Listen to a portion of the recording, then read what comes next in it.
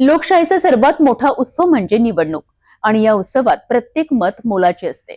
आगामी अमरावती महानगरपालिका सार्वत्रिक निवडणूक 2025-26च्या या पार्श्वभूमीवर शहरात मतदानाची टक्केवारी वाढवण्याकरिता महानगरपालिका प्रशासनाने कंबर कसली आहे. मतदानाचा वाढावा टक्का, महानगरपालिकेचा निर्धार पक्का असा संदेश देत आयुक्त सौम्या शर्मा चांडक यांच्या मार्गदर्शनाखाली नवमतदारांना साथ घातली जात आहे. पाहुयात या मोहिमेचा सविस्तर वृत्तांत.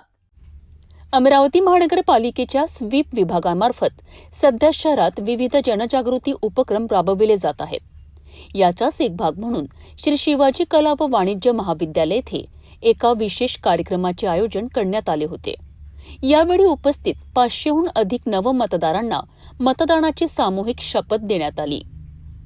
लोकशाहीत मतदानाचे महत्त्व काय आहे आणि प्रत्येक मत शहराच्या भविष्यासाठी कसे निर्णायक ठरू शकते याचे मार्गदर्शन यावेळी विद्यार्थ्यांना करण्यात आले.